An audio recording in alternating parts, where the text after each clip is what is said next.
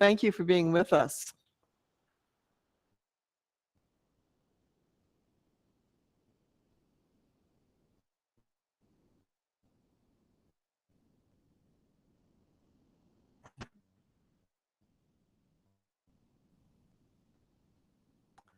Okay. Okay, so we are well underway. We have now had almost 8 weeks of school, and so we're nearing toward the end of the first quarter. The state fair's over. Fiesta begins next week.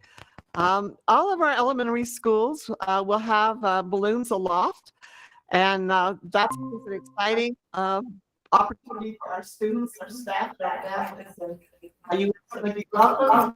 Stop by any of the elementary schools at about 6:45 in the morning if you would like to be part of that. I want to thank Kim for her efforts on getting that organized for all of our schools. And it's a really big deal at some of our elementary schools, and it's a fun activity for our students.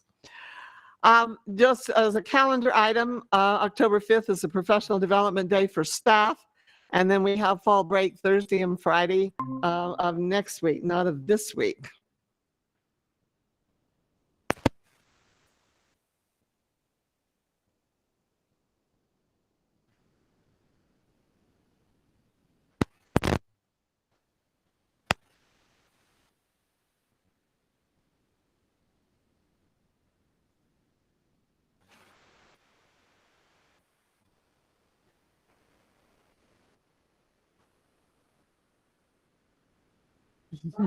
That's all right. That's okay.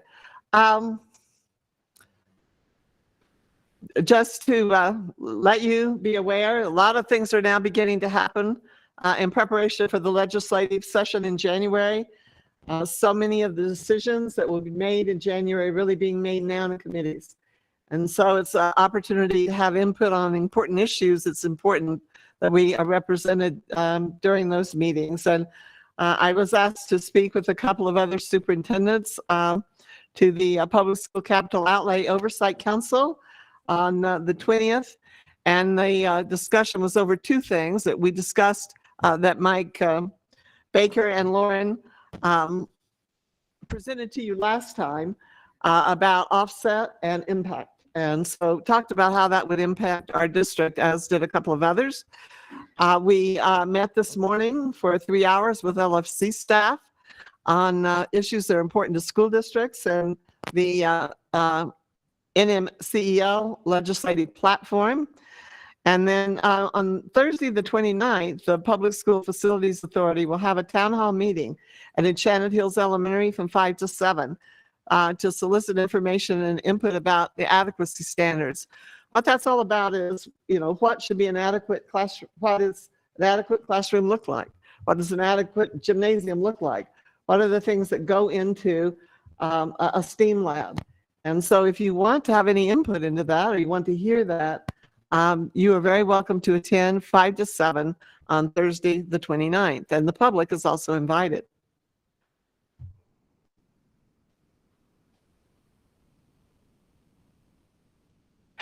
In terms of community events, there will be a candidate forum and related to the general election, and the chamber will hold that forum at 5 o'clock at the CTE Center, and that should be informative. And then, as you know, the Governor Lujan Grisham had been in our district last week.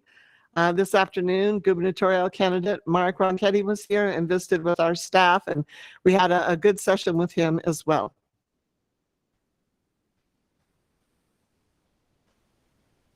Last week, we had commendations related to the Educators Rising National Convention.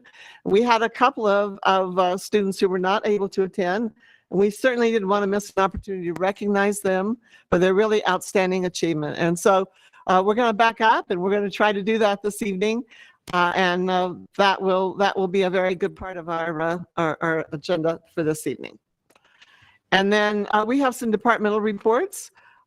We have a report on transportation, and Michael Baker and Lynn Carl will provide you an update on where we are in transportation. Chief Academic Officer Carl Leppelman and Executive Director of Secondary Curriculum and Instruction, Todd Resch, will provide an update on some of the curricular initiatives and teacher and educator support that they are providing from their department for our staff. As you know, we had one of the largest new hires in many years. And so it's really important that we give those new hires extra support, but all of our teachers have needed additional help and support. And they'll share with you some of the things that they are doing in their area. And then last, but certainly not least, we are going to have a presentation by Dr. Happy Miller. Some of you had asked for information as soon as we had it, just an overview of some of the changes related to state testing, and also very specifically what the percentages and numbers actually mean. And oftentimes people are misinterpreting what those numbers actually mean. So we want to be sure that everyone knows exactly what it is and what it is not. So she will provide some information on our testing program and just an update in that area as well. And then the board will be asked to approve its annual open meetings resolution, which is required by statute that you do on an annual basis. And also the resolution includes the calendar as well as the summary of provisions of policy 208, which is the board's open meeting policy. And at the end, we will have an executive session to discuss pending or threatened litigation as permitted by this particular section of the administrative code. That's all I have. Are there any questions? Okay. I do have to say that Balloons Aloft has got to be one of the top 5 things that we do in this district. I think it is the best thing. I love. And I realize that I don't have any elementary school kids anymore, which makes me really sad. I agree. My kids always look forward to that day every year and didn't mind waking up extra early to go do it. So it's a wonderful thing in our community. It is the best. So thank you all who organize that. I know Kim especially who does that. Okay, thank you, Dr. Cleveland. We'll now move to approve our prioritized agenda and proposed time allocations. Board Member Tyler, I'd like to make a motion to approve the prioritized agenda and proposed time allocations. Board Member Tripp, I'll second it. Okay. We have a motion by Jessica Tyler and a second by Gary Tripp. All in favor? Aye.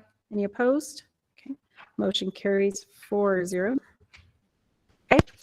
For public comment tonight, we have no one who signed up for public comment, both in person or through our forum. But for those who would like to give public comment in the future, you are welcome to come here in person and give public comment. And you also can go to our board page on the district website, and there's a form there where you can give public comment. And we are grateful to receive those. So moving into always my favorite part of the meeting, which is our commendations. And so our commendation tonight will be presented by Larry Davis. It's for Educators Rising National Placements for Cleveland High School. And so Larry Davis, our principal of Career Technical Education Center, and also Benton Spradlin, our instructional coach for CTE, will present that. And if they want to go ahead and have those they can come up. We have our student and I believe our sponsor, and I'll let them introduce those who are with them.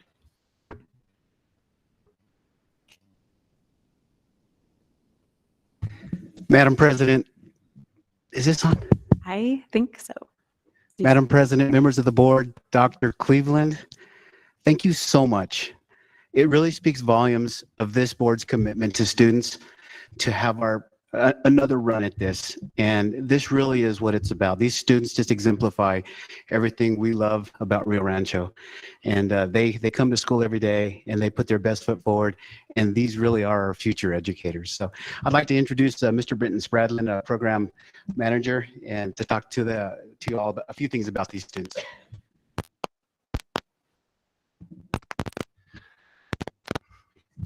Thank you, Larry. Madam President, Dr. Cleveland, members of the board, we're so happy to be granted this do-over, this mulligan, if you will, for the golfers out there, Mr. Tripp, to recognize the Cleveland High School Ed Rising Advisor, Ashley Knoll, and her very impressive national award-winning Ed Rising students, Marcella Eagletail and Isabel Grace Rees. We have right over here. And I want to thank you. And I want to thank Ms. Vesely for, pushing this through and advocating and getting us back on the agenda. And as I said I guess this is working okay. Okay. As I said 2 weeks ago, and it bears repeating in reference to Miss Knoll, she is a gem of our teaching profession and represents all that is right with our education system. And that is reflected in her students. And she will give her students 100% of the credit, 100% of the time. That's just the kind of person she is. The Ed Rising students we have here this evening, Marcella and Isabel, competed against hundreds of students in their respective events at the National Ed Rising competition in June. And they emerged as the cream of the crop. So without further ado, we'd like to commend and congratulate these individuals and present them with a certificate.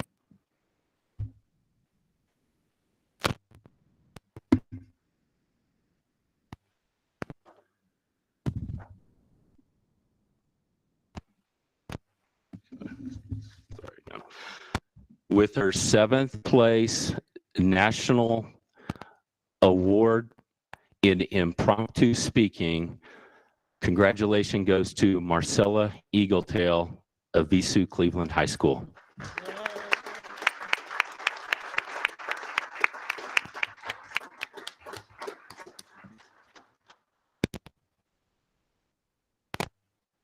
And with her 1st place, she's a national winner in lesson planning and delivery arts at the Ed Rising National Competition. Congratulations goes to Isabel Grace Reeves of Visu Cleveland High School.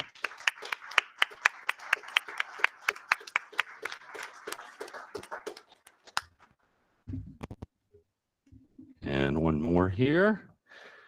For incredible commitment and service to the Rio Rancho Public Schools and your Ed Rising students, congratulations to Miss Ashley Knoll.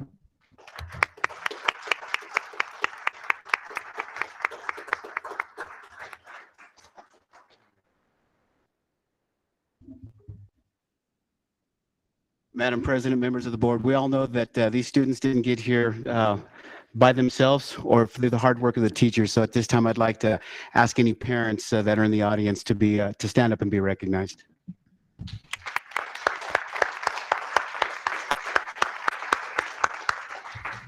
Thank you so much. Thank you. And before you all sit down, Ms. Knoll, do you want to say anything really quick before, and you don't have to, impromptu speaking. So. I just want to say thank you to all of you guys here present, and then to our CTE humans. Because of them, we have an Ed Rising program. So I'd like to give a round of applause to Benton Spradlin and Larry Davis. And then I don't know standard protocol, but can we come and shake your hands? Yes, Say we thank love you. that. Okay, I We run to love that. Love that. The students wouldn't speak. I know, I feel. I'm the smallest. Congratulations to you. Congratulations. Thank you. Come back and see us. We'll have a contract. for you. Congratulations. Thank you. Actually, thank you for all your hard work. So I just asked them, well, and I don't know if Marcella heard. I'd love to hear just a little bit about your guys' experience before you guys sit down. You can do it really quickly, but I'd just love to hear a little bit about what your experience was like as you went through that. And you can say pass too. That's what I tell my students. If you don't want to, pass. Okay, I thought it was a lot like state. I don't really get nervous for competitions anymore just because of how much I competed in them. So I thought it was a lot more, you got a lot more criticism back than it actually happened at state, which I liked a lot more. And I also liked how they were, would you say that they were a lot more like accommodating for what I actually really wanted to hear a lot more criticism, what I needed to work on. And that I didn't get a lot at state, but I did get a lot at nationals, which I'm now working on. So. Awesome. That is awesome. Anyone else want to share? I'm too short for this. Okay. Awesome. Can you hear me? I was really honored to go to nationals. I am going to be 100% honest. I did not think I was going to place for state. A lot of my family, they didn't really know I was doing Educators Rising. They didn't really know I was even taking the class, which is kind of funny. But I did really like going to Washington. It was my first time on a plane. It was my first time talking like in front of people I was actually pretty scared of. So I was really happy to go. And like Isabel said, it was very accommodating. And I don't know, I found it a lot of fun, and I had an experience that I probably wouldn't have had until I got to nationals. Awesome. Thank you.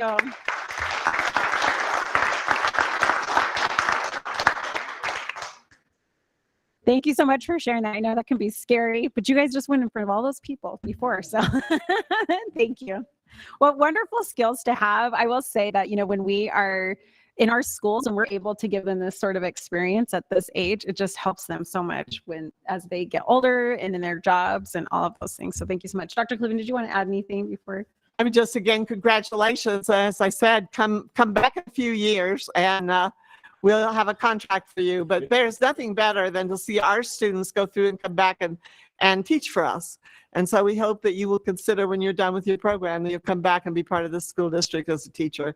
And again, congratulations. Thank you so much. And if anyone else on our board would like to, maybe it's good. Okay. All right. Thank you so much. Thanks for being here tonight. We appreciate it. Okay. We'll now move to our report section of the evening. And so we'll start with our transportation update. This will be given by Michael Baker, our Chief Operations Officer, also Lynn Carl, our Executive Director of Student Transportation. Good evening, President Galbraith, board members, Dr. Cleveland. I think you need to go back a slide, Kim. That's okay.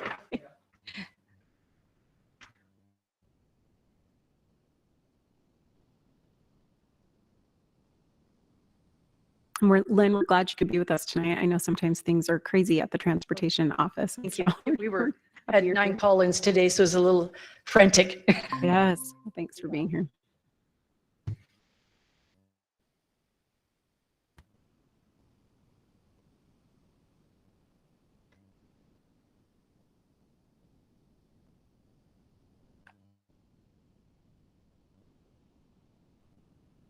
Claudia will be watching this later and know that we really need her. How valuable she is. I know. Okay, the Rio Rancho Public Schools strategic plan. And the next slide is how we support the strategic plan that Rio Rancho Public Schools has initiated. We participate in monthly job fairs and have worked with communications and HR to identify recruiting strategies. We provide continuous professional development to ensure our bus drivers are appropriately trained. Of course, we follow state and federal guidelines on those. Safety and wellness. We installed new cameras last year, which many of you are aware of, and are taking additional steps to ensure student safety. We have requests to view cameras consistently regarding student behavior on the bus. And so we'll go into a little bit more of that a little bit later in the presentation. Operational excellence. We are working hard every day to refine and improve student transportation.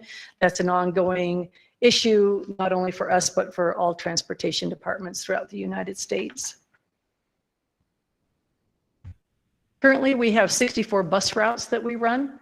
43 of them are general education routes, and 21 of them are for special services. Our current staffing, this year we have filled 14 bus driver positions so far. As you may recall, last year at this time of year, we had about 16 open routes. We've had some people retire since then, but so far this year we've filled 14. We're continuing to interview applicants and we're continuing to advertise. As you'll see on the right-hand side is an advertisement that we have out on Facebook. And so we've been getting applications this year much better than last year, hence the ability to hire the 14 bus drivers. They have slowed down a bit, and so Beth helped us get that ad out. Currently, we have 4 open routes. Like I said, last year at this time, we had 17 open routes, plus, lots of people calling in and things like that. We have one standby driver. We need 4 more. So standbys are tricky when we have 4 open routes and only one person to cover those, besides people that have called in for the day.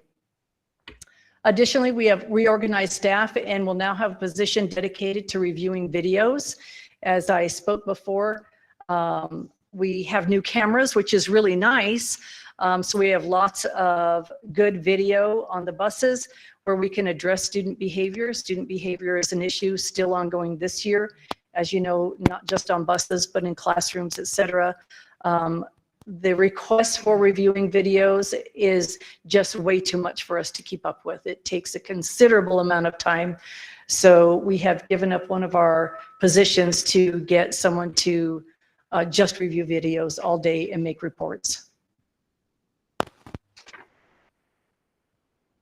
Our bus inspections were this past month.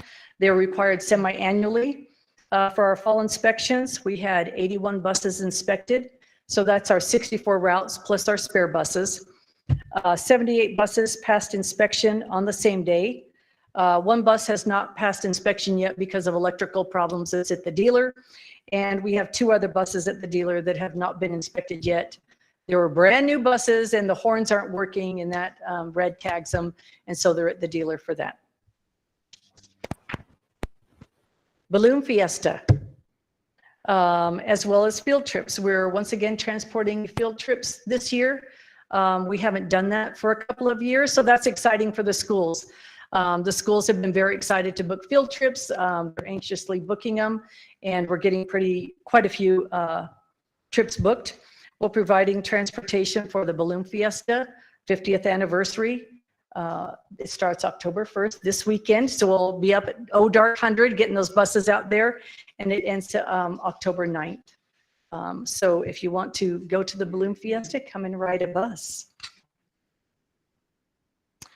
Some of our challenges are, of course, continuing to work on hiring drivers, filling positions when drivers call in sick or out on other leave. Continuing to hire drivers is an issue still nationwide.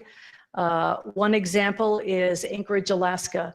They have 153 routes. They were 70 drivers short.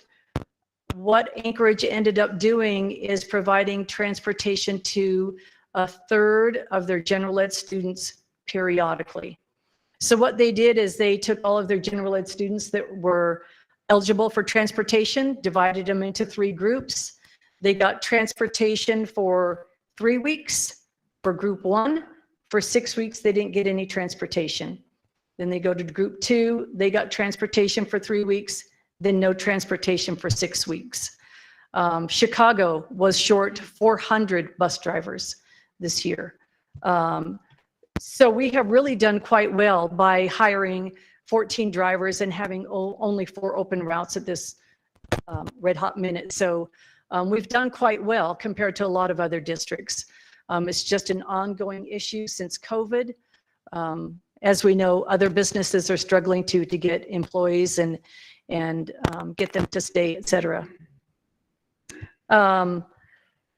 Like I said, we're still having issues filling positions when people call in. Today we had 9 people call in sick, and so that's a struggle when we already have 4 open routes and only 1 standby. So that does still create late buses. We still have people in training. We had 1 that passed their training today. We have 2 more that are ready to test this week, and we have more coming in next week to start class. So we're working on it. Student behavior is an increasing concern. I know that we did have 1 bus driver that quit this year because of student behavior, which is sad to see.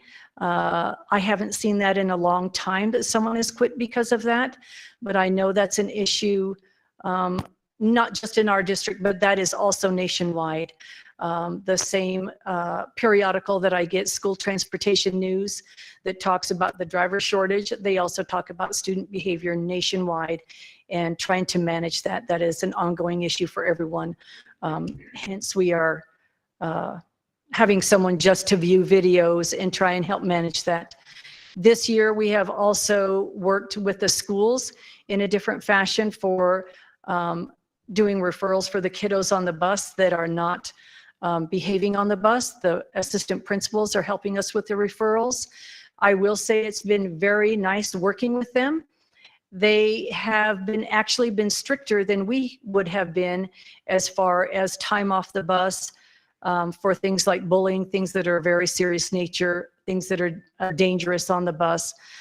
So they've been a huge help, and that has really helped us in setting the tone and getting the message out there to the kiddos that we aren't tolerating that.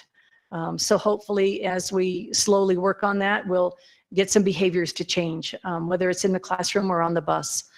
So we're working to work on that. Okay, student tracking. We had talked about this last year. We are running behind on that because of supply chain. This is our student tracking where they get their badge. They scan onto the bus so that we know that the kiddo is on the bus. Are they on the right bus? And then when they scan to get off the bus, we know if they've gotten off at the correct stop, or if somebody becomes missing, we can tell what time they got off the bus, where they got off the bus. Again, our implementation is delayed due to supply chain because they have iPads on the bus. And of course, those are on back order. They were supposed to be here in February, but now they're coming actually in October. We're supposed to get them mid-October. We'll have some training after that and hopefully have it up and running at a good pace by December. So that's where we are on that. Questions? Thank you so much for all that. We'll start over here. Jessica, you have any questions? I just have one question on how I know you guys redid the routing to minimize the number of stops to increase efficiencies. How's that been working out as far as number of complaints, or is it really reducing the time of the routes?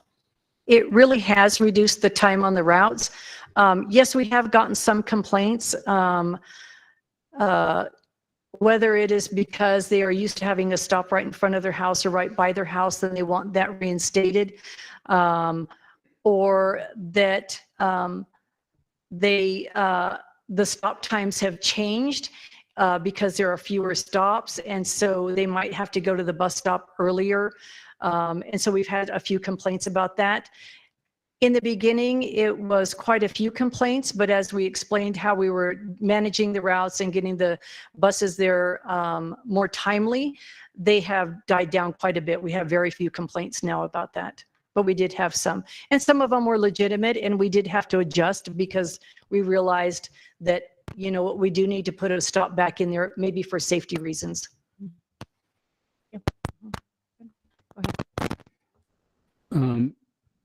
Dr. Cleveland or Lynn, I was wondering how many special education assistants are on our buses that help transport kids? For every special education bus, there is an attendant on every single bus, so 21. So on our legislative package, would we be recommending that the salaries of them are like the assistant special education teachers in the classroom? And I don't know if we worded it that way or not, because that's a pretty challenging job, like a special education assistant has in the classroom. So I don't know if we can. It should be both. Okay.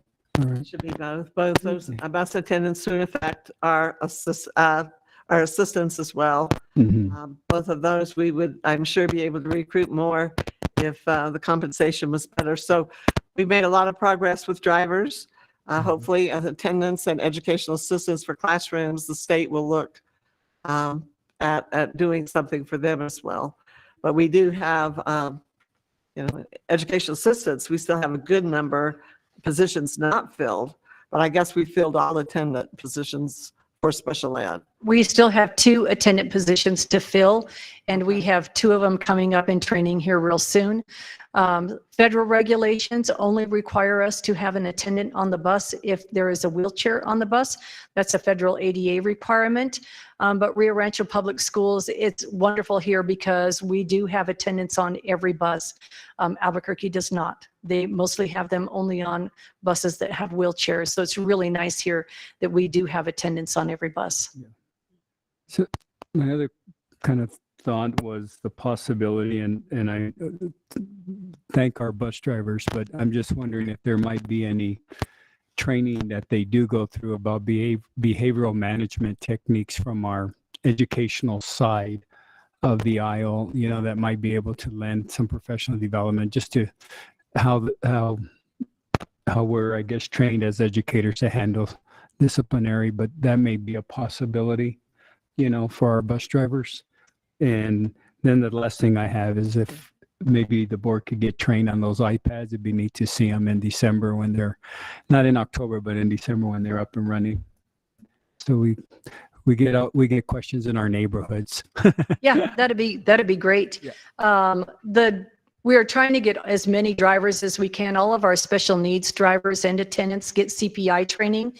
And because it's a very intensive program and we have to, you know, we can only have so many in a class when we can schedule a class, but we're getting as many general education drivers into that CPI training as well, which helps you with certain situations. But to me, there is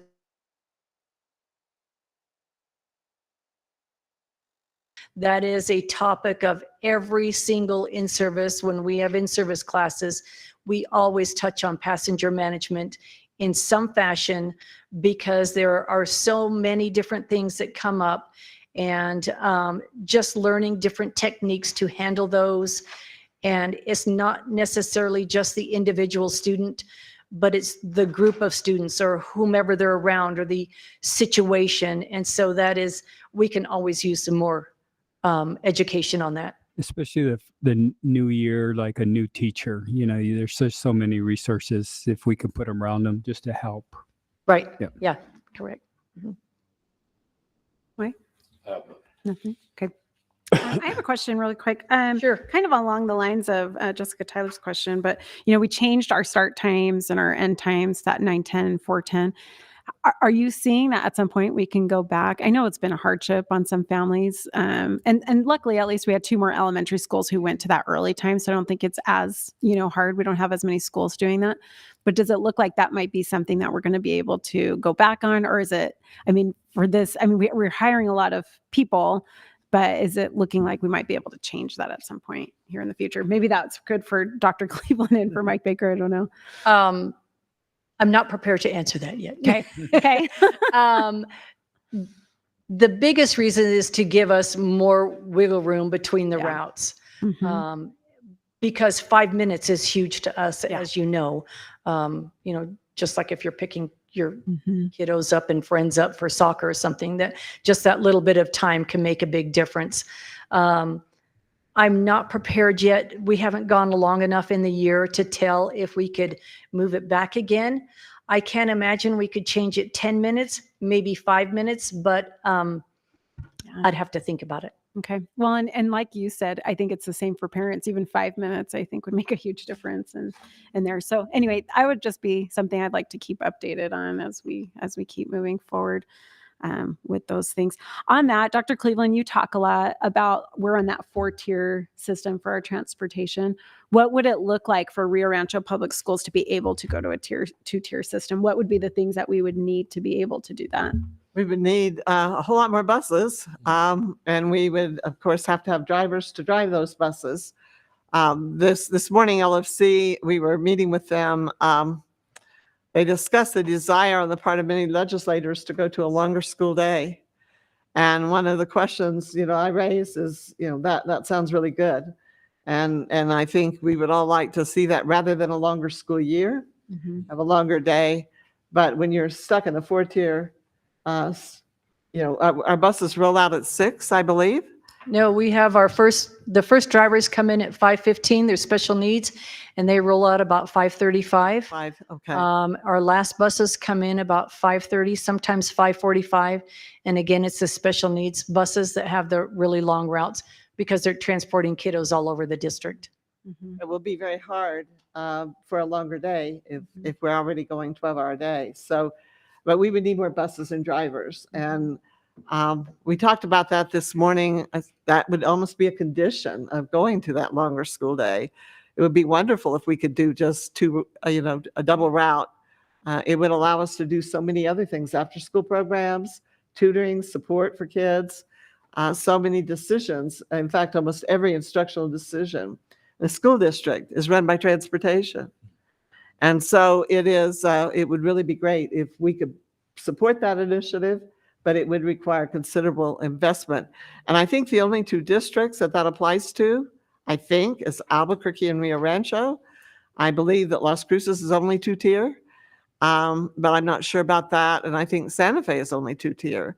So it would be, it would not be the whole state, and almost all of the small districts, medium to small, are single tier. So it would not, my point is, it would not take the whole state that they would have to make these enhancements. It would just be the larger districts. So I think that would be a good thing. I would want to add one thing too. The student tracking, when it gets when it gets implemented, will be an incredible tool to have, and much of the problems that we have at the beginning of the year will be averted if we can get this system in place. So that's exciting, and I think that's really positive. That's coming. Be able to tell where a student is at any time. And then my last comment is that student behavior, we are going to hang tough this year. And sometimes I think people stop and forget. It's, they'll say, oh, well, it's just kid behavior, it's just that. But that behavior that gets so bad threatens the safety of every child on that bus. It's a safety issue. And all it takes is for the driver to just be distracted just a very short period of time when, a terrible tragedy can occur. And I've seen that in another district that I was in. I've seen it actually happen. And dealing with a child who's been run over is about the worst thing you would ever want to see. So we're doing it to keep people safe. And that's what's often lost in the discussion of, no, it's not just being a kid. It's distracting the driver and putting all of their lives at risk. And so I really do appreciate our principals and assistant principals who've stepped up to try to, get everybody on board with taking a stronger stance about discipline on the bus. But we are going to continue that initiative this year, and hopefully we won't have drivers quitting because student behavior is not what it needs to be on the bus. And I know that last year when I went out to the bus facility and talked with some of your drivers, that's one of the things they said to me was the big single fear they had. And that was the word they used, fear that they had, was student misbehavior and they're making a mistake while driving. So we're going to hang tough on that. And, it's really important that students behave on the bus or they're going to have to find their own way to school. Yes, thank you. All right. Thank you. Any other further questions? I just wanted to reiterate, I really appreciate the vice principal stepping in to help you deal with the behavior on the buses, because that's, I think, a lot of burden to put on the bus driver alone. And really it is a school function. And so I think it's excellent to see them stepping in and handling that responsibility. So I appreciate that. Yes. Yeah, it's been very nice. They can, they know the kiddos. And so even if it hasn't gone to a referral where they get time off the bus, if we let them know that things are brewing, they can pull that kiddo aside and, intervene before it comes to time off the bus and help that kiddo get under control and understand what's expected on the bus. And so it's really worked out very well. I was very pleased with how it's going so far. Yeah, it's been great. Good. Anything else from the board or Dr. Cleveland? Okay. Thank you so much. Thank you. Appreciate it. Thank you.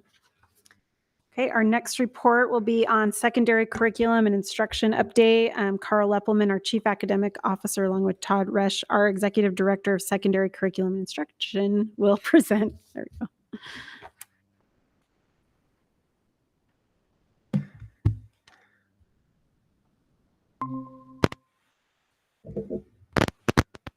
All right, I'm in the middle. I'm the middle child. So good evening, Board President Galbraith, Superintendent Cleveland, members of the board. My name is Todd Resch, and I am the Executive Director for Secondary Curriculum and Instruction here in the Rio Rancho Public Schools District. And I am excited to share with you our story. Our story's mission speaks to the fact that we will cultivate trust and capacity so that educators thrive. We are being cognizant and thoughtful with building that trust and these relationships on campuses throughout this semester.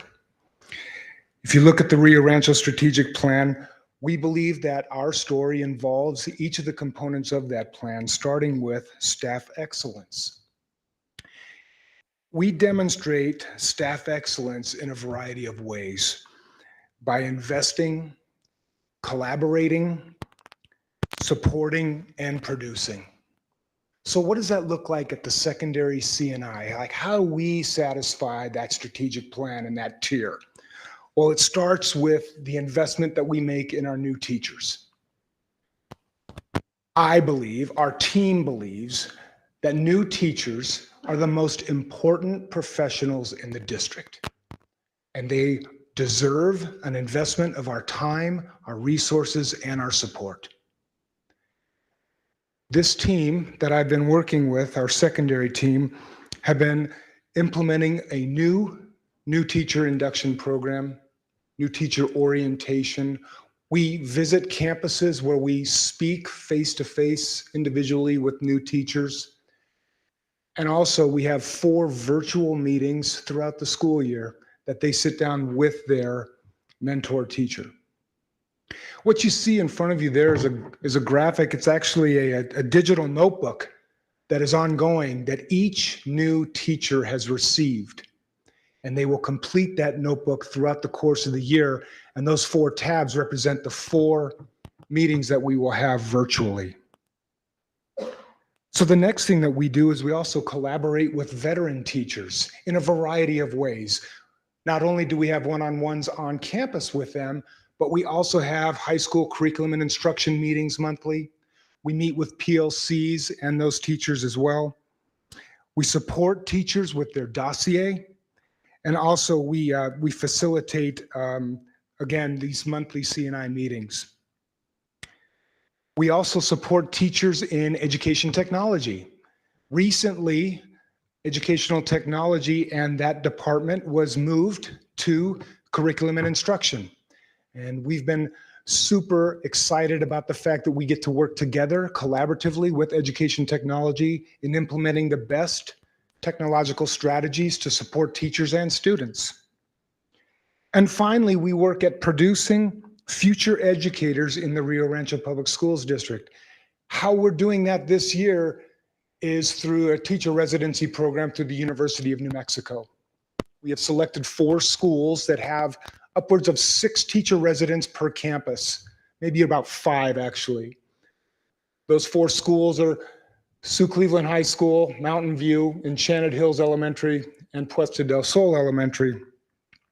We have an ongoing supportive seminar that we meet with these teacher residents, and we invest in time and resources with a cooperating teacher, and they are on our campus 4 days a week in the fall and 5 days a week in the spring. This is essentially student teaching on steroids, okay? They are engaged in their learning experience as a prospective teacher, and then in return for their 1 year of service, they will give us as a district 3 years of service as a teacher. Therefore, we are investing and producing new teachers, so that's 20 less teachers we need to worry about hiring if they all work out. The next slide talks about engagement and innovation. So that's the next tier of your strategic plan. And engagement and innovation, how that applies to secondary curriculum and instruction is providing rigorous core instruction, rigorous curriculum. And we do that in 2 ways, or excuse me, 3. Instructional materials, the ISTE standards, and then also a relationship that we are building with the Rio Rancho Public Schools CTE High School, right? So let's first talk about instructional materials. At the secondary level, we oversee the adoption of all instructional materials at the secondary level. Last year was middle school ELA and reading intervention. We went through a year-long process where we vetted through a variety of prospective resources, and we all agreed on one, and that was presented to you last April. We are now going through that process again, but now for secondary social studies. So President Galbraith is actually on the committee for social studies instructional materials adoption. And we have a team that is working very hard. We actually were scheduled to have a meeting all day tomorrow with teachers to begin this process. And if you take a look at the circle, that's where we are right now in the process this go around. Okay, so we follow, if you'll follow those steps through, we will get through that entire process by April when we present to you our decision for instruction materials for secondary social studies. In addition, we are implementing, last year we adopted, so this year we implement middle school ELA and also middle school reading intervention. The next up is the Tpac model, and that is how we are integrating technology in the classrooms. The Tpac model is a 3-type of knowledge model. It's pedagogical knowledge, content knowledge, and then technological knowledge, and how those all work together to create one strong package for the students as far as teaching and learning and that experience. Next up, we follow through the adoption of ISTE standards, which is a roadmap to helping students become empowered learners. And we work closely with educational technology to ensure that not only are the components of the Tpac model, but also the ISTE standards implemented. Finally, in this category, we want to talk quickly about this Rio Rancho Career and Technical Education Academy. This is a new model, and we are working collaboratively with staff, our colleagues, to put together a model that we will have students attending this school and graduating not only with a high school diploma, but also with a certificate in a work field. So we are trying to create skilled workers through this program and our partnership through CNM.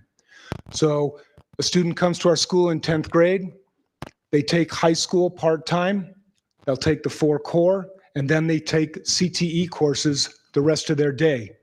They follow those pathways towards a variety of certificates that will be offered as we are rolling them out. Those include CIS, welding, electrical, solar, plumbing, HVAC, and diesel. So we are very excited to be a part of that process, and it speaks clearly to engagement and innovation. Next up is safety and wellness through our strategic plan.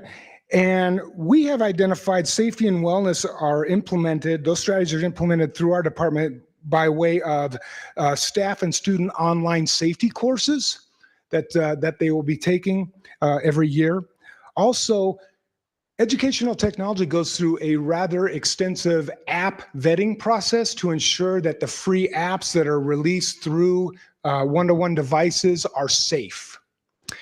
And then finally, we do also implement digital citizenship curriculum for K-12. And then finally, the strategic plan talks about operational excellence. You know, we think a lot about operational excellence, and I read the definition here, and it mentions deliver excellent service. That's what we do. Our department serves. We serve. We are at the bottom of that pyramid, and we are to serve administrators, campus leaders, educational techs, teachers that eventually get to students. That's our role, and that's what we do. And so, in my mind, our team has done a brilliant job of demonstrating and living this story by visiting campuses 3 days a week, all day. We go on a rotational basis. We visit 7 secondary schools on about a 2.5-week rotation, and we completely immerse ourselves into the campus and to the campus culture. Meeting with teachers, touching base with new teachers, talking with administration, identifying whether or not there are hot spots that we need to address or work collaboratively with teachers. That's our role. We serve, and also we don't serve from a desk. We serve on site. We are being active in our support. So that's a major part of our story that I am super proud of. Finally, new this year, we talk about campus visits again, but also new this year is the new teacher orientation, new teacher induction, and the mentor teacher program. Let's talk for a moment about this relationship we're having with UNM. Yes, we talked about teacher residency, but we're also investing in our current teachers in the Rio Rancho Public Schools through the MARP program. The MARP program is a Master's of Arts in Reflective Practice. That is for our current teachers who want to get a master's degree, therefore getting themselves to level 3. Those courses are hosted once a week here in our training center. So that again speaks to the partnership that we have with our higher education partners. And then next up through educational technology, the VR Spot, which is a customizable video and digital management solution built specifically for K-12 education. So our highlights, I'm very thankful about our team cohesiveness. So, this is my second year. Okay, I've been here 15 months, all right? That first year, you observe. You don't make any dramatic changes, you observe. And through those observations, I just reflected and identified that most important things that we needed to do was to be in schools, supporting teachers, supporting admin. And so that speaks to a highlight. And I believe too, it's improved our cohesiveness as a team because we are doing that together. All of us, each of us are in those classes together. I'm thankful for the connections that we're making in schools. And I want to share with you too, we had that new teacher orientation, and this never happens. This doesn't happen at secondary. We had every single person that went through new teacher induction wrote a thank you. And I mean, wait a minute, hold on, that doesn't really happen here. And that wasn't prompted by anyone. Somebody made a decision among the new teachers, hey, let's express our gratitude. And they wrote us thank you notes. So that's a highlight. That speaks to the important work. More importantly than that, it speaks to the impact we make. I'm thankful that we are strengthening our GVC and the Rio Rancho grading practices. But what I'm really thankful about, again, is, so we have common final exams, right? Okay, at the secondary level, at the high schools, we have common finals. So regardless of what high school you go to, you're going to take the same final exam in December. Well, we had, we didn't include one of the schools. And I'm a former magnet school guy, okay? We wanted to be included too. So we included IHS. And so now IHS students are taking the same finals that Cleveland students and Rio Rancho High School students are taking, and it speaks to the GVC. What it means is that any high school graduate, regardless of what school you've gone to, has been exposed to essentially the same education. So that's something that we are very proud of. We're making continued progress in MLSS implementation, and we are also working on improving the communication process with MLSS. So I'd like to speak to the challenges. Okay, so meeting the demands with less resources. Let's just call it what it is. Unfortunately, we were cut last spring by one staff member. So we have 3 instead of 4 full-time coordinators for secondary, which means we had to become smarter and not work harder. So now we have a humanities coordinator in charge of social studies and ELA. We have a cymatics coordinator in charge of math and science. And then we have a coordinator in charge of MLSS, SAT processes, and intervention courses. It hurt and it's hard work, but we're not going to pout. We're going to figure out how we're going to make this work because teachers still need us and students still need them. Next up is the district level professional learning is somewhat of a challenge because middle schools and high schools let out at different times. And it's to a degree, it's herding cats. Okay, so what we're trying to do is become a little bit more collaborative in our approaches with regard to professional learning and its challenges at the district level. Also want to talk about SAT chairs and facilitators and their demands on their positions, and how there's so many social, emotional concerns. And then finally, our opportunities for improvement. That's like the Oscars, right? We've cut your mic. Just so, like a systematic approach for all teachers. We would like to have an opportunity. We meet now with teacher leaders and individually with teachers. We don't have opportunities to meet with groups of teachers, large groups of teachers. And it's just because of logistics at the schools. In addition to that, we want to collaborate our professional learning agendas with other departments. So we're not operating in silos or stepping on one another as far as that's concerned. We can work more collaboratively there. We would like to advocate for empowering the level of teacher leadership in middle schools.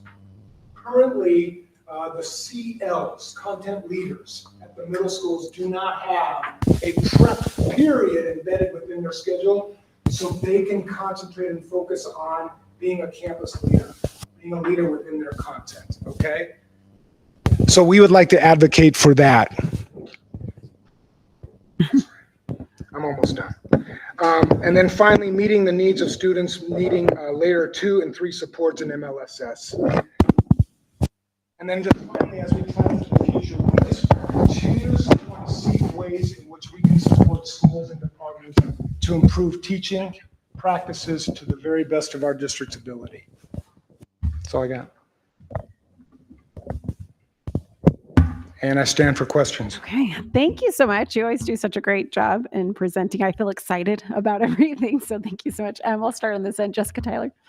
I have one question. I've had some feedback from both my own students, but more importantly, some other parents that feel that their students in high school, how you were talking about the consistency of the final exams that are given, that the teachers feel that there's not direct correlation between the curriculum that they're teaching and then what's on the actual final exam, and that that it's hard for the teachers to teach for success for their students when they don't know the exact content that's going to be on the final exam or how it's going to be written.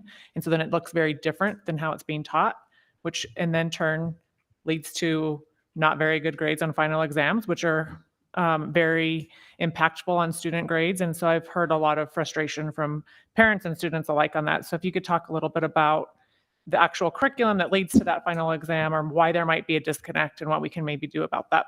Yes, ma'am. So first of all, let me look into that and speak with our team, and I'll get back with you, back to you on that. But initially, my comments are that the final exams are created by teacher teams from the content. So I'm sorry. No, I was just going to say, I believe that it was mostly in the science area, but I'll reach back out to the parents that had brought it up to me as well and make sure. But I want to say it was more in the science area than other subjects. Yes, ma'am. Look into that again. But I do want to say there are opportunities for teachers to not only create the test, but then also check the test for any errors. We have an open house that takes place before the final exam is even offered, and we invite all of the science teachers, the teachers that are delivering that final exam, to take a look at it to ensure it is accurate and it speaks to what they've been teaching. But again, I'll look into it deeper and I'll get back in touch with you. Yes, ma'am. Thank you. Noreen Scott. Well, I'd like to have just a very quick update on how many students are currently in our CTE program, how many are in the building right now using the facility, and what you project for next semester. Yes, ma'am. So my knowledge speaks that currently in the CTE program, there are, I believe, a couple of auto classes. Is that correct, sir? Yeah. Yeah, a total of 75 students are currently in auto. Update a little bit. Yes, please. Thank you. Madam President, members of the board, Dr. Cleveland. Yes, we are, I think the last time the opportunity for a CT update was at the workshop. And we really need to have another meeting. Mike Baker and myself were talking about that to update the entire board. We have been in conversation with CNM. Todd has been in there. Our working team has been there. Larry Davis, working with Jennifer McDonald. We're currently trying to work through a welding, the temporary welding unit through a user agreement. And currently we've hit a few roadblocks in terms of the covenants of that at that site, but I think we're going to be able to do something there. So we would hopefully get those approximately 24 students in second semester.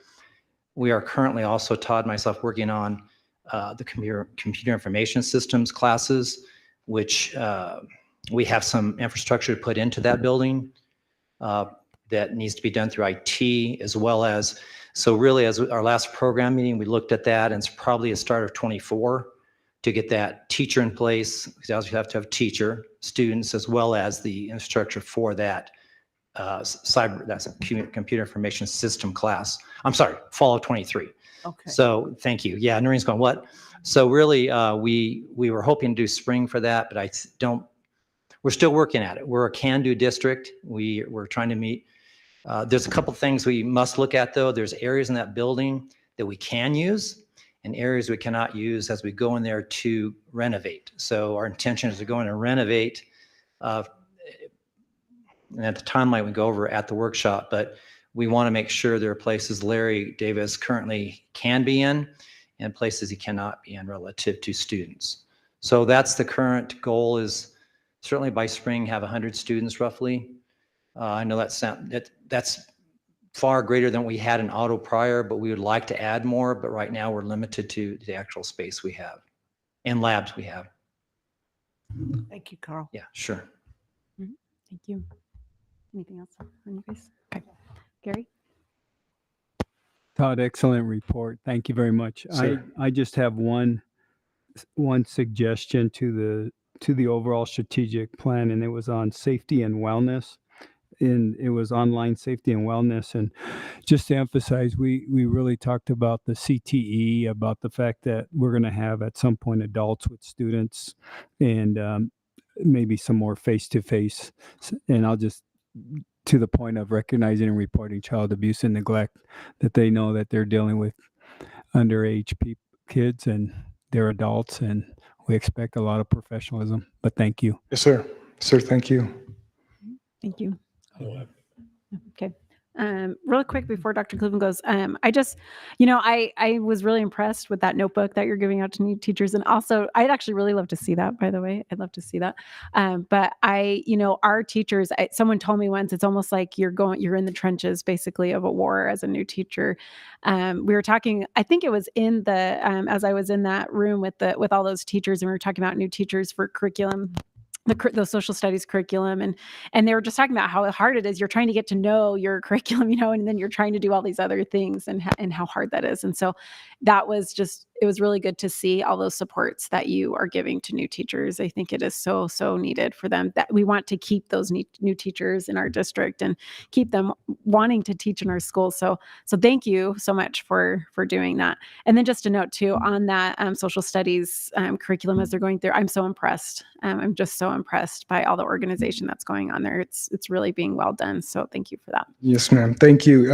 It is a team effort. I'm just one piece. We have 3 outstanding full-time coordinators that are tireless, and they're amazing people. So thank you. Thank you. And then Dr. Cleveland, would you like to? Oh, a great report. Thank you so much for all of the information. And, I think there's 2 things. I mean, obviously we have a large number of new staff and the need to support them. And you're right. There's no value in hiring them all if we can't keep them in a year from now. We haven't provided the supports. And so really built in a strong structure to do that. But I also want to add that our regular veteran teachers have been through hard 2 years too. And coming back in, and I had one say, it's just almost like I'm starting completely over. Everything is different. And student attitude is different. And it's not only trying to get the students back up to speed, but the staff back up to speed. And trying to deal with some of the new challenges that they're facing right now. So we've got great people. They've always been the foundation of our district's success. And so to support them through this time is critical. And Board Member Tyler, to your point, I think what we could have, and I'm not saying we do, we could have a disconnect from when some of those were originally created. A lot of those people have gone, and we've had a lot of new people coming in. And so it's probably good that we revisit that issue to make sure that those are aligned, because there's nothing more frustrating than to ask students to take a test and it's not necessarily aligned to what you've been taught or what you've learned in the classroom. So certainly we can go back and take a look at that. But I think some of it may be the transition of people and what we've been through the last couple of years, that maybe we need to go back and look at that again. But it has been a strength in our district, because it's said to parents, no matter who your teacher is, you should be getting the same material, the same content. You should be equally prepared. And so I think it's been a good best practice. But we had a dynamic teacher many years ago, and I certainly won't mention his name, but some of you know him. He was a great teacher in the classroom, and everyone loved him and loved to go to his classes and whatever. But what he was teaching when the class wasn't what was on the exam. So come the end of the semester of the year, we heard from a lot of folks, and it was always, we absolutely love this teacher, but and it wasn't aligned. And so we need to be absolutely sure that's happening. But I think that may just be one of the results of the pandemic, and we get that back on track in the future. So I appreciate you bringing that up. That's a key point for our students and our staff. Yeah, I'll just add real quickly in that, in the few cases that I'm aware of, it was a situation where it dropped the student's cumulative GPA, from over a 3.5 to below a 3.5, which in their senior years, a significant issue and very frustrating for the students when they're doing their best to try to have that academic excellence. So. Yeah, on that, and I brought this up in that curriculum thing too. So the way that I teach is not in a public school, but we do have pacing guides that we are given. And then we always have our assessment questions kind of on the side of our pacing guide. And so that's always really helpful as I'm prepping for the week. I can see what questions are going to be on our assessment for our students. So anyway, that's just a thought too. So any other questions or comments from anyone else? Okay, thank you so much. Appreciate it. Thank you. Okay, and for our last report for tonight is our research assessment data analysis and accountability update. We have our presenter, Dr. Happy Miller, Executive Director of RADA, who's here to present. Thank you, President Galbraith, Dr. Cleveland, members of the board. This is a combination of two presentations, but I'm trying to keep it short, so both parts will be short. If there's anything you want me to expand upon at a future time, I'm more than happy to do so. So to start with the department report, it's a long title, Research, Assessment, Data, and Accountability, and you may be wondering, what is that? I am not going to read the slide, but there is a list of what each of those means, some of the functions that we do, and I have a link there to our district assessment calendar. The assessments that I'm going to share with you today are the state accountability assessments. That's a small portion of the assessments that our students take. Our students take assessments for different purposes. The accountability assessments are meant to be big picture, what percentage of our students are meeting whatever the predetermined proficiency level is, but they're not going to provide you the best instructional information. And so we have other assessments, interim assessments, to measure growth within the school year and across school years, but really to measure growth in a standardized way. And then we also have, screening and progress monitoring, other types of assessments, in addition to the wonderful classroom assessment that happens, especially the formative assessment with the feedback to the students. Next slide. You're well aware of the strategic plan. So how does our department fit in with the strategic plan? One way that we support is under staff excellence. We work together with CNI and the NM- teams to try to help teachers and administrators use data more effectively for a variety of purposes. Within operational excellence, we also again work with CNI, but with also other departments, trying to look at essentially program evaluation. Is what we're doing working? And one of the issues we've had in trying to say, is this working? Is it worth the money? Is have we implemented it consistently? if we are implementing in different ways, then it's hard to say if something's effective or not. And so we work especially with areas of if we're piloting an intervention or with new instructional materials. So we'll be helping like at the elementary level to look at how they're implementing the new ELA resources and helping, working together as a team to try to bring some of that information as to what are we doing and how effectively are we doing it, and is it helping students? But the helping students part is actually lagged a little bit. First, we need to see what we're doing with the processes, and then we can see whether it's having a beneficial outcome on student achievement. And so we also look at data over a period of time, and that includes with the strategic plan. We are looking at each of the critical initiatives, what are process measures, what are outcome measures, and working collaboratively with departments to try to come up with for you a better way of tracking these critical initiatives that you have approved. Next slide. So the two areas that I really want to highlight this evening are the new state accountability assessments and the results, and also just very briefly mention a new method of state reporting that we're piloting this year. So really, really small print. I don't expect people to read it. But what I want to get across to you is we took from 2015 to 2019 the PARC assessment. 2019 was a shorter version called TAMLA. We had an alternate assessment for students who were severely cognitively disabled called NMAPA. 2020, we test in April. Of course, we were all home in 2020. 2021, our students were still primarily virtual until April. And so we did not test last year in 2021. So 2022 was the first year in several years that we took the state accountability assessments again. We have brand new assessments. As you can see, well, okay, this is fine. I was going to say, I wanted to point out that we don't even always test the same grade levels. So now we have the MSSA for grades 3 through 8 and the SAT in grade 11. Science has moved from 4th grade to 5th, 7th to 8th, and stayed at the 11th. And we also have a new alternate assessment. So every single assessment in the state accountability system, except for access, the English language proficiency assessment, has changed since pre-pandemic. Next slide. Some of the other changes, in addition to reducing the number of grade levels tested, is the length of the test.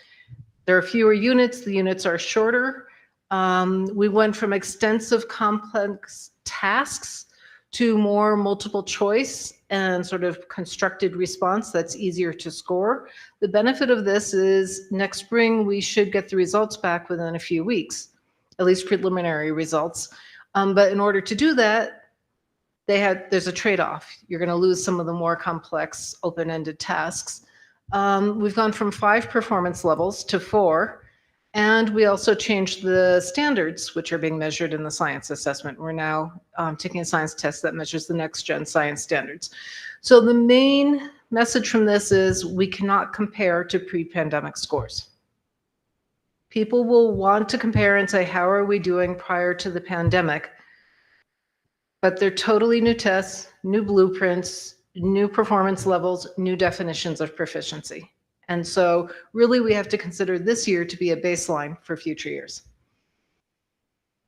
So what is the definition of proficiency? That's a question that I've received a lot in the last few weeks as we've been talking about the scores. For the SAT at 11th grade, English and math, the state has adopted the College Board's college and career readiness benchmarks as the definition of proficiency. That's a 480 for evidence-based reading and writing and a 530 for mathematics. What this means by definition from the College Board website is a student with that score will have a 75% chance of earning at least a C in first semester credit-bearing college courses. And they name a variety of courses. So they're saying, we believe students with this score are college ready. One thing that's interesting is that when you go on their site, they also have 11th grade benchmarks, which are a little bit lower. So we didn't take the 11th grade benchmarks, which might be more oriented towards PSAT, as saying you are on track to be college and career ready. But our students in the 11th grade spring are being measured against this definition of college readiness. I did check if we used the on track, the 11th grade benchmarks, we would have had 117 more students proficient in ELA and 70 more students proficient in math. So even just changing it by like 20 points can have a big impact when we're looking at the percentage of students proficient. Next slide. I know you probably will also want to know how are our students doing on the SAT compared to students nationally. We are testing, because it's accountability, all students in 11th grade. Most students nationally are taking the SAT on the weekend because they want a college reportable score. And so you're kind of comparing apples and oranges when you're comparing the groups of students.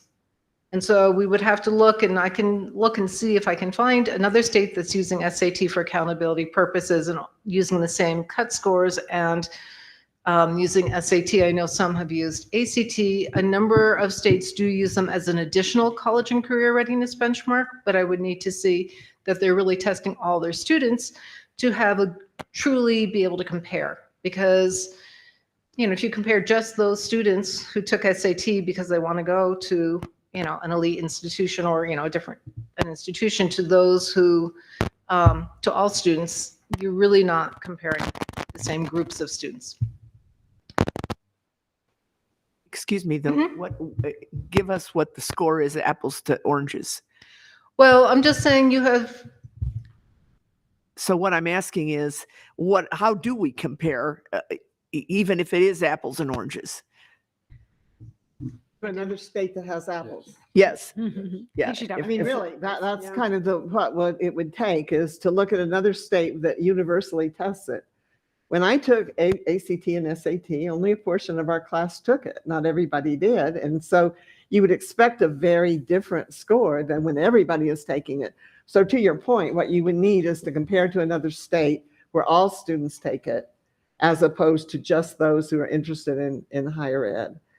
I understand that, but I'd like to know how we place even knowing that it's a different, it's not a representative sample or a comparable sample.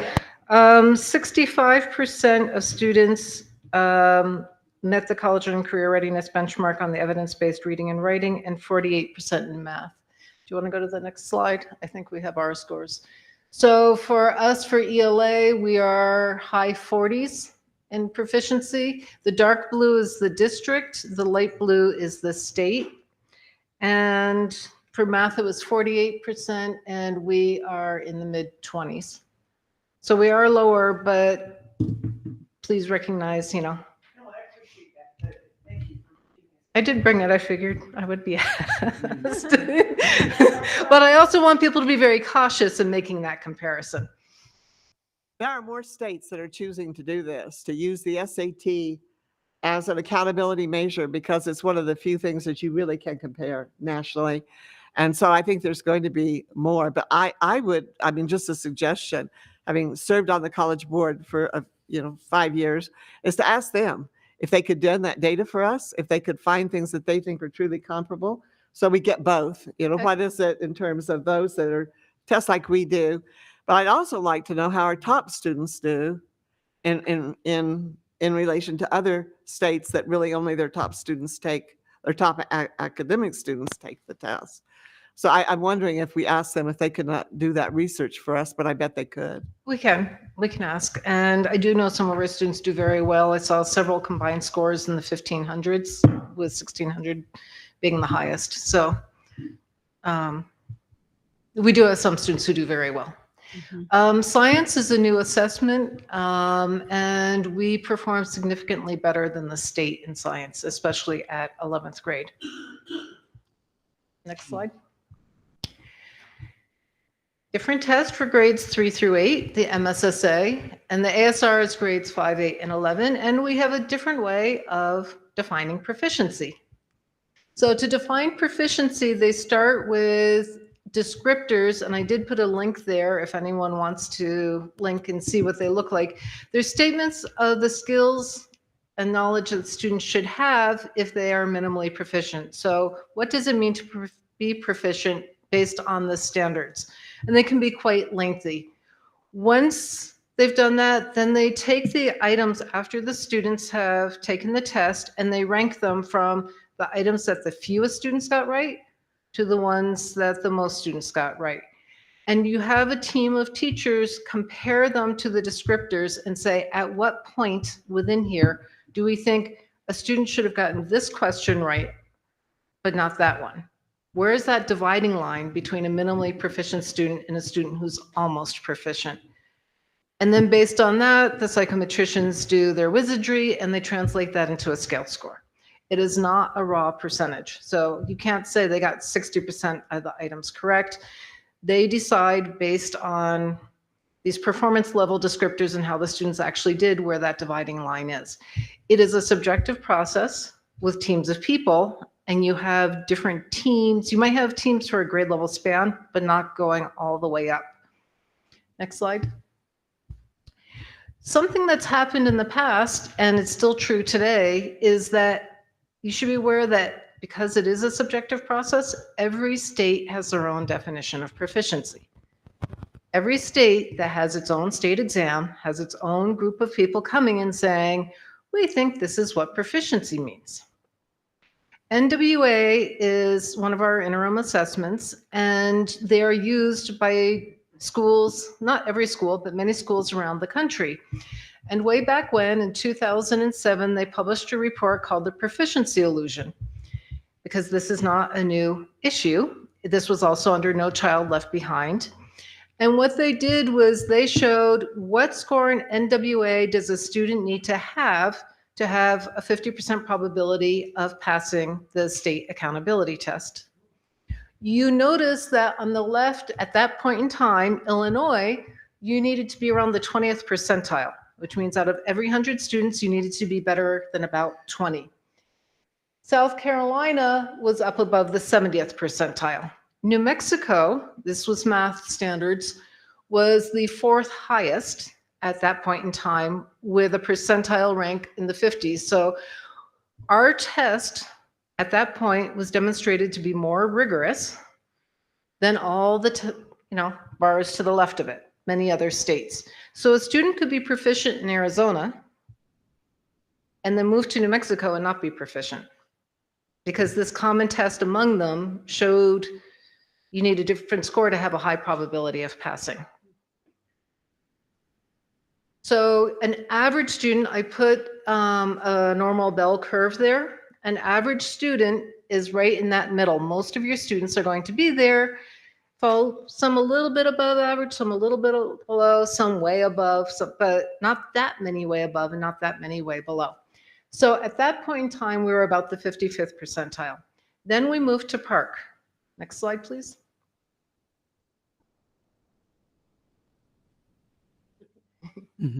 So with Park, NWA, new test, new linking study, and they said, what score do our students need to have a 50% probability of passing Park? In math, we went up to the 76th percentile. So Park was significantly more rigorous than the SBA. And we saw our proficiency levels fall in terms of percentage of students proficient when we went from the SBA to Park. In reading, the average was about the 65th percentile. Keep in mind, 50th percentile is a nationally average student. So in order to be proficient, our students have to be significantly above average if we had a nationally distributed population. That's how rigorous the tests are. We don't yet have a linking study for the new tests, but NWA has said that they will conduct one and we'll be able to see. My guess is that it's similar, maybe a little bit less rigorous than Park, but not that much less rigorous than Park. Next slide, please.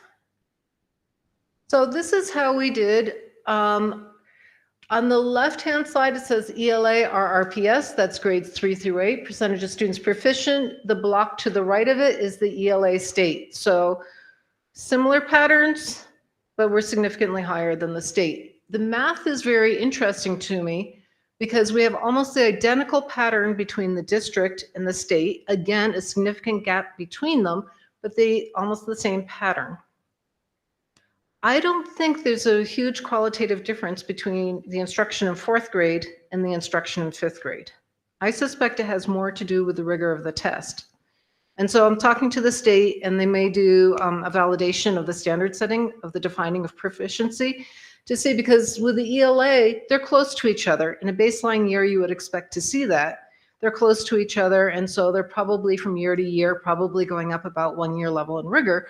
But in the math, when both, not just the district, but the whole state has that jump in 5th and 6th grade, and I mentioned it to some colleagues in other districts, and they're seeing something similar, which makes sense. We really need to look at, from 3rd grade to 3rd grade, because when we're comparing from like 4th to 5th, or from 6th to 7th, you can say, oh, they were proficient in 6th, but they're not in 7th. What's going on with the instruction in 7th? It may or may not be instructionally related. So that's something that we need to just take into account. We can work with it, but we need to take into account when we look next year at our scores and our progress.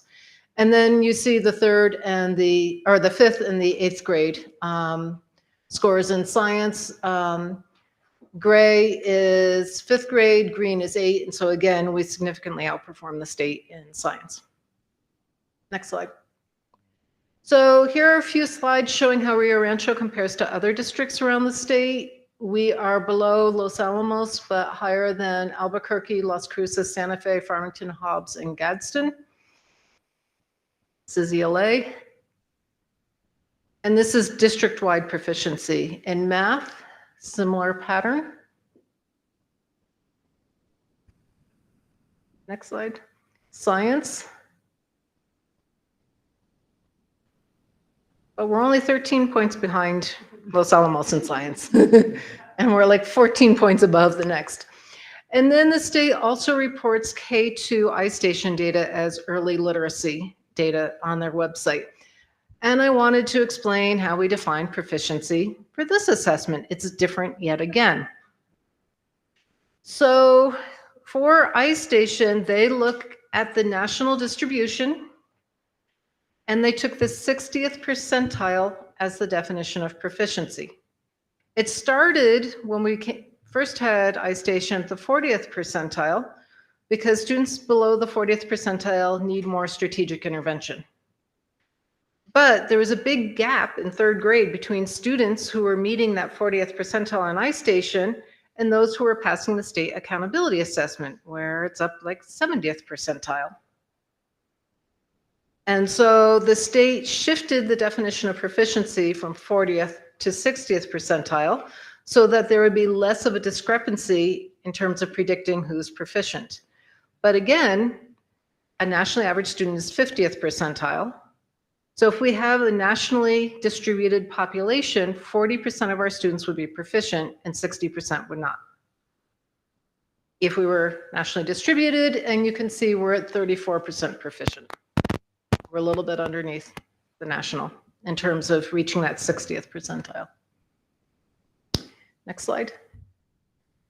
I don't know if you want to stop there. I just have this one slide and then questions, but this is a different topic. So sort of back to the department report. The other thing that I wanted to highlight for you is that the state is working on a new method of state reporting. Some of you may be familiar with the EDFI data interoperability standards. We've talked to you in the past about a new way of pushing the data automatically from our student information system into other systems. And so we currently send data in 29 different templates, not every template every time, but there are 29 different templates. Each template can have from a few to hundreds of columns of data that are submitted to the state 40th, 80th, 120th, end of year, and summer terms. And then we find a lot of errors and we need to fix them. And so they're very busy periods of time. With this, we are moving more to sending data on a daily basis automatically with more validation checks built into the system. And so we'll work on fixing those errors in real time. And the state will have that data, and they are developing a new system to generate reports from that data. We are one of 3 pilot districts for Power School. There are APS and other districts that use other student information systems are also pilot districts. By next year, they want to have all districts sending their data in this manner. So it's good that we're part of the pilot because they hold our hands a little bit more. When there are issues, and there are always issues, you know, we have a team of people. We have a meeting on Wednesday with a developer from Power School and our account rep and someone else to try to say, okay, you know, we're connected to the state, but we're not sending all the data we need to. What's going on? So right now it's sort of a parallel year. We are doing all the normal processes and working on sending this data. We will compare the reports and see whether they look fairly similar, but the state is in the process of moving to this new way of state reporting. So there still will be a lot of work, but it's shifting the nature of our state reporting. And I stand for questions. Okay. Thank you. Thank you so much.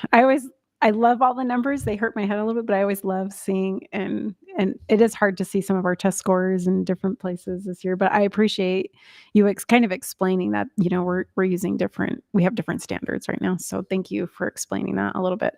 We'll start with Gary Tripp. Thank you, Madam President. Thank you, Dr. Miller. That was excellent.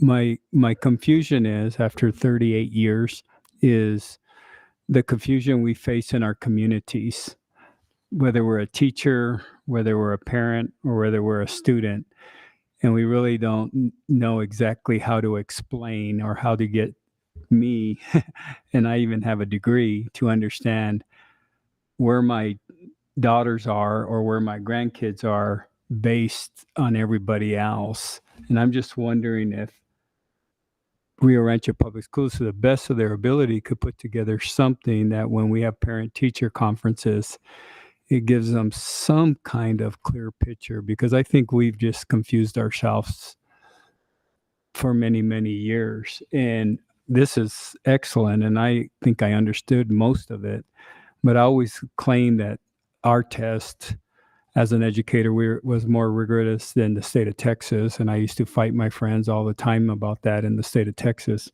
And I really believe that we had a much more rigorous test, but I don't think we do a good job explaining to our parents. I don't think our parents do a good job trying to understand. And I think it's so difficult for our kids. So I don't know if there's a kind of snapshot that we could put together to the best of our ability. You do an excellent job, but not all of us are Dr. Happy Miller, you know. So it's just it's convoluted in a lot of respects to a family, you know, and that love their child and want to do good, you know. So, but thank you. This is excellent.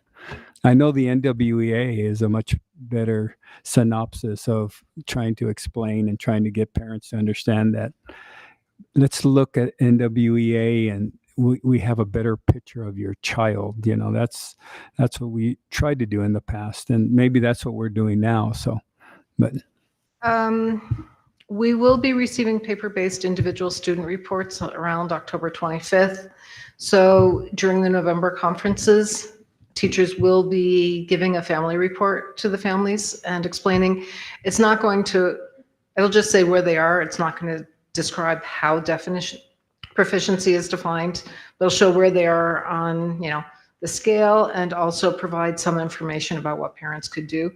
And so we will provide to teachers, you know, like information from the state that they can give in addition to that paper report. NWA does have a family report, and we do share that with parents as well, but I think it also varies from teacher to teacher. And one of the areas where we really could improve is working with our teachers to try to make sure they understand the data that they're looking at and they can explain it properly. And part of that is the lack of face time. Teachers are so very busy. We try to collaborate with CNI and with others to try to have time, but you know, I just went out to a school and gave a presentation, but it's hard to hit everyone and provide all the teachers the support that they need to understand it. But where we really want teachers to understand is within their classroom assessments and formative assessment, providing feedback to the students. We want them to understand somewhat the interim. We do, yes, they need to understand this, but this is going to provide less valuable information from an instructional point of view to teachers. And so we really emphasize within the PLCs and stuff using their common classroom assessments and looking at that student work to try to see where they collaboratively can plan and improve instruction together. And we just received the item analysis report. And so on Wednesday, we're going to start looking as a district CNI leadership team. What does that mean? How do we communicate that information to teachers and stuff about overall, where are we doing well? Where could we improve? How does that fit into our district curriculum guides? Because we want to make sure that people focus on what's important and not just necessarily what's lowest. Thank you. I don't have a question, but I really want to thank you for the information that you provided. Some very, very good stuff. I just wish there was a way we could do a little more comparing. So do I. I will look for comparisons for SAT. But I mean, even with NWA is our best bet for comparisons over time because it's remained the most stable and we've used it for a long period of time. But even then we've had different versions and different, like every 5 years there's a new norm set. And so it's not perfect with comparisons. Thanks again for you. And Noreen Scott. Dr. Miller, Mr. Rush and I attended an LFC education committee meeting, and 201, every one of those legislators was totally frustrated. They felt like they continue to spend money and provide tools, and our scores don't seem to go up. And what Gary just said made more sense than almost anything. If our tests are rigorous, more rigorous than other places, then aren't we painting the wrong picture for the legislature? And aren't we painting the wrong picture for our parents if we're saying this is a comparison, but it's really not? And so then, we ask the question, okay, give me a comparison. And I think it hurts our state identity. I think it hurts our kids' feeling of self-worth if in fact we continue to be at the bottom, but if we're not testing the same things, how is that fair? I don't know. That's just my question. The assessment that you can use to compare New Mexico to other states is the NAEP assessment, the National NAEP, the National Assessment of Educational Progress, because they have held that relatively the same. New Mexico does not do well as a state on the NAEP. We do not receive district results from it. We only receive state level results. But that is one sort of national assessment that they administer to samples of students at selected schools. And so we have, I think Mountain View is participating this year, but we'll have like 100 students, maybe a few schools selected every year to participate in this. As part of the backlash to that proficiency illusion that every states were different, that's part of the reason that we have these collaboratives come together in like 2012, PARC and Smarter Balanced. People said maybe we should have a common definition of proficiency across the states. Let's have a common exam. And that lasted about a year before districts started saying, oh, no, we want our own state assessment. We don't want to have this common definition of proficiency. And so then it went back to every state creating their own assessment and their own definition of proficiency. Anything else, Maureen? How do you have accountability? That's a rhetorical.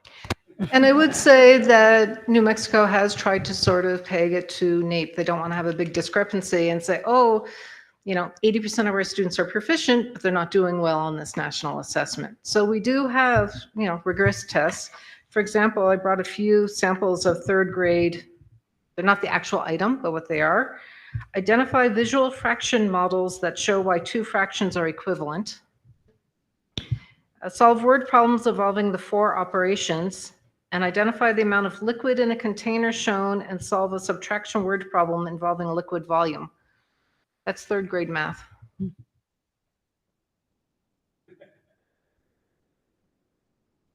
Very good. It's great if we can all get every student there. That's our goal, right? Yeah. Is how can we scaffold and how can we support our students and get all of our students there? That's what we want for global competitiveness. But that's a challenge. There's a number of factors, and the pandemic didn't help with that. Yeah, no, that's good. Thank you. Jessica Taylor.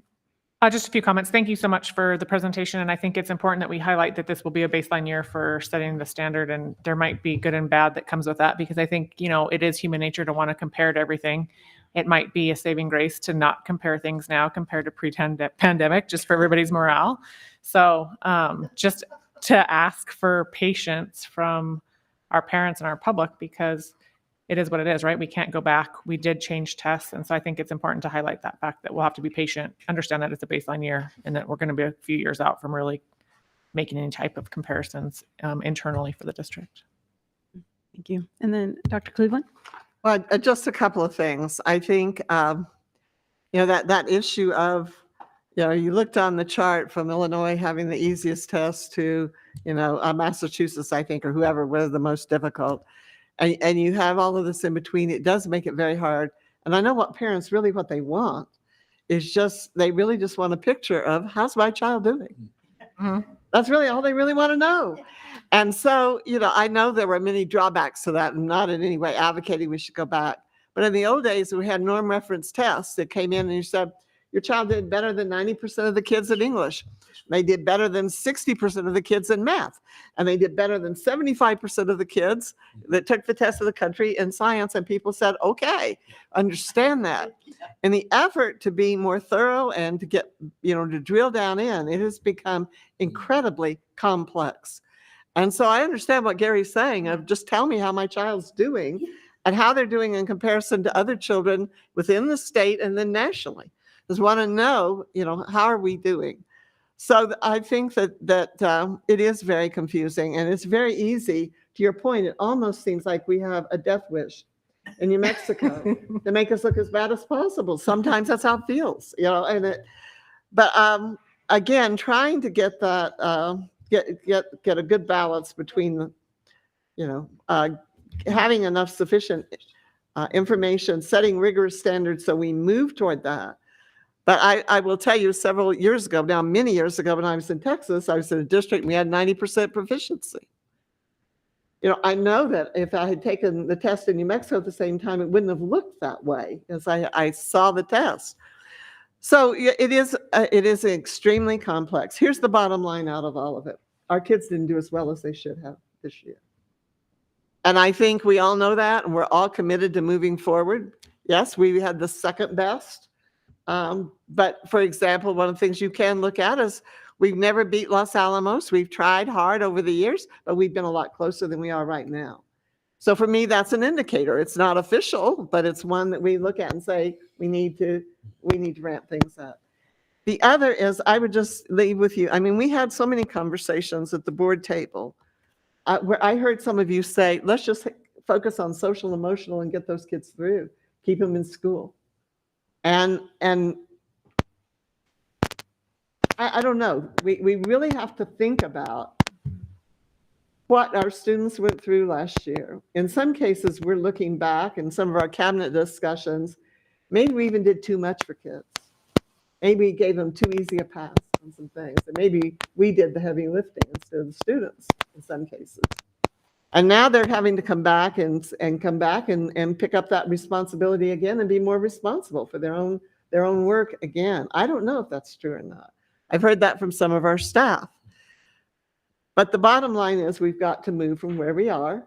We were disappointed in what we saw. I think we definitely have plans. You heard tonight, plans in place. I have every confidence in the staff in this district that we will pick it up and move forward again. But it is really hard to look at. You look at, for example, Los Alamos had a lot of resources that were provided by the labs and the families there that we didn't have here. We just didn't have it.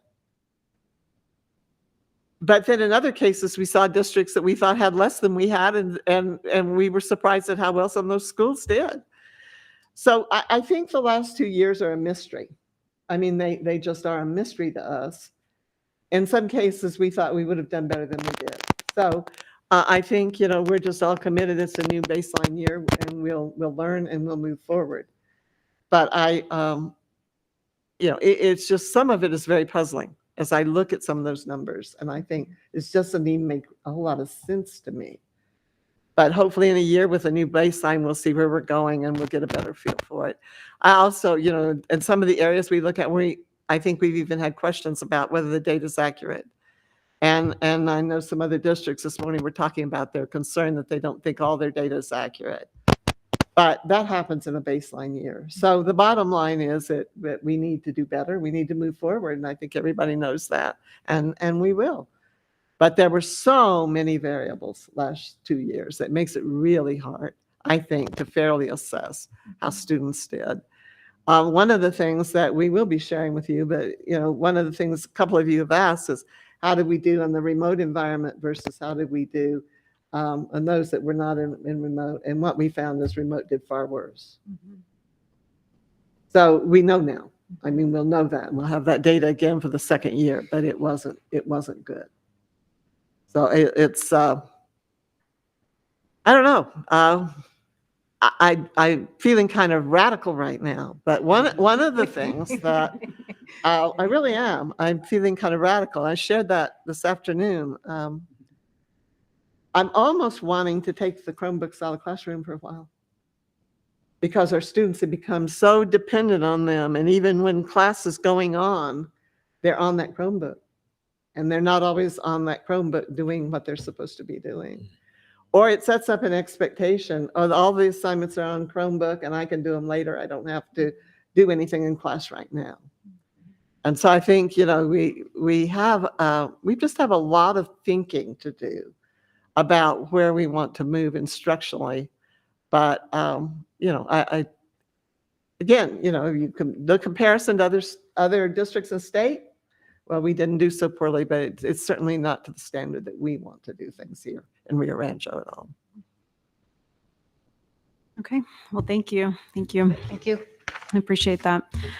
I do want to say towards Dr. Cleveland, I spoke on I don't know if we had a meeting or we spoke on the phone soon after all of these, numbers came out for our testing, and the immediate concern that Dr. Cleveland had for our district, and already starting to think what we could do better and what we need to do better. And so I just really appreciate that too, Dr. Cleveland, your leadership with our district and looking at those numbers. And I appreciate what you say there. Okay, now we know, we don't know, we're in a baseline year, but we do know, that we used to be better.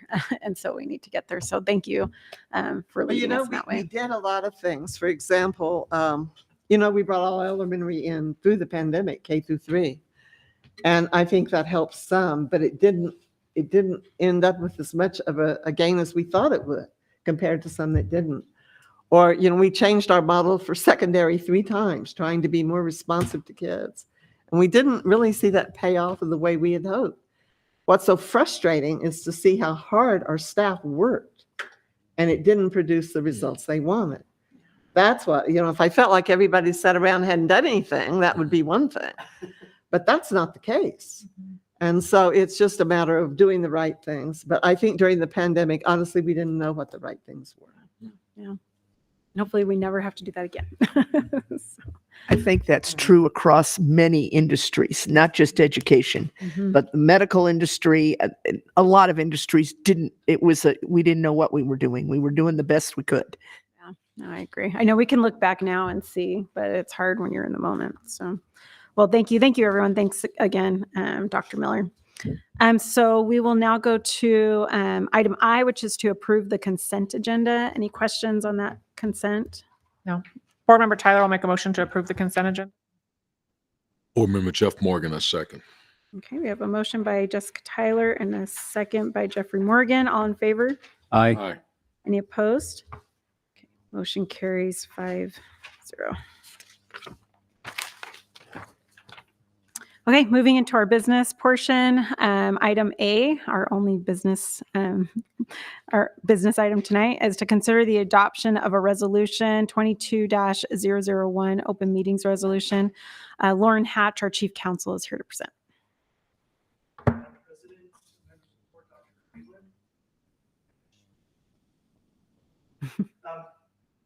to consider resolution.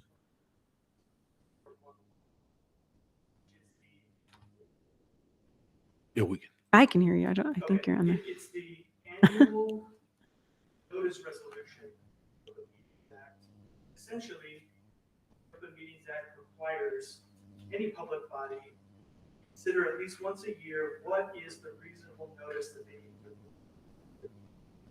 And in this resolution, it's very similar to the one that was passed. Mhm. In terms of the time periods that recommending the board consider reasonable, it's identical. 10 days for a regular meeting. I included actually as an attachment all the meetings. Not where is it? 3 days or 72 hours for a special meeting. And the idea would be 24 hours for the minutes. Any questions? Any questions on this end, Noreen? 10 days before a meeting like this? 10 days for a regular meeting. Yeah, this is a regular meeting. And that is the standard that the Attorney General's office puts out. If you have a regular meeting, that it's 10 days. So it does seem like a lot of notice. And in fact, what we do is the board has passed a calendar in May that shows all those regular meeting dates. And so that's really considered the notice. We don't do another notice later, if that makes sense. Yeah, I just wanted to state that the notice that we are agreeing to here in the resolution is consistent with what is required by the State for Open Meetings Act. Yes, it's consistent with the minimum recommended notice periods. I move that we accept or adopt the resolution 22-011 open meetings resolution. I'll second it. Gary Tripp. I have a motion by Noreen Scott and a second by Gary Tripp. And Kim, can you take a roll call vote for us? Vice President. Big microphone issues. Is it on? Does it work? I think so. I think I hear you. Okay. There we go. Vice President Morgan. Yes. Secretary Scott. Yes. Board Member Tripp. Yes. Board Member Tyler. Yes. President Galbraith. Yes. Motion carries 5-0. Thank you so much. Thank you. I appreciate it. Thank you. Okay. For Dr. Cleveland, anything on that? Okay. For our advanced planning, we have October 5th, as Dr. Cleveland was saying, will be a half day of classes for students and a professional development day for our staff. And then the 6th through 7th, it's Balloon Fiesta time, so fall break. I was talking to people in other districts. I'm like, not everyone does that fall break. It's Just real quick, I believe on Dr. Cleveland's opening remarks that stated that October 5th was a professional staff development day, not a half day. So I just want to ensure that we're putting the correct information out. Yeah, I think is it a full day or a half day? It's a half day for this for the students. That's that. Mhm. And I believe it's So at it's 10 another- o'clock. They get out at 10 o'clock, like The high school students. Yeah, get up at- just, yeah. Mhm. Mhm. Oops. Yeah. Okay. Thank you. Yep. And then on the 10th, we have a regular board meeting at 5:30. The 12th is our region meeting that will be at Moriarty Public Schools. Gary, are you planning to go to that meeting? Or are you planning to go to that one? I don't know if anyone else on the board. I was going to try to make You're going to try to make it to that one. Okay, we need to let them know by what's the deadline for that? We already meet that deadline? Probably pretty quick. Okay. Because we need to, I think there's a registration. Okay. So we need Yeah, to they get need that taken care to of. registration for the food for the meal for that night, I believe. So if you guys could let Kim know, probably in the next 24 hours. That would be good. That'd be great. Okay. All right. On the 21st, middle school parent conference day. So there'll be no classes for middle school. High school and elementary will be in. Audit committee on the 24th at 4:30 with a regular board meeting at 5:30. October 28th will be our Rio Rancho High School, Cleveland High School football game, 7 o'clock at Cleveland. Then on the 8th will be election day. So that will be a virtual learning day for students. And also on the 11th, Veterans Day, no classes. 14th, we have a finance committee meeting followed by a regular board meeting. And that's it for our advanced planning. Well, now, anything else for advanced planning? Any other calendar events that we missed? Okay. Then we will now consider a motion to convene an executive session for the purpose of discussing pending or threatened litigation with the superintendent and legal counsel as permitted under Section 10-15-1H7 of the New Mexico Open Meetings Act. Board Member Tyler, so moved. Okay. Board Member Noreen Scott, second. Okay, we have a motion by Jessica Tyler and a second by Noreen Scott. And Kim, can you take a roll call vote for us on this? Vice President Morgan, Yes. Secretary Scott, Yes. Board Member Tripp, Yes. Board Member Tyler, Yes. and President Galbraith. Yes. Motion carries 5-0. Okay, thank you. We will now adjourn into our executive session.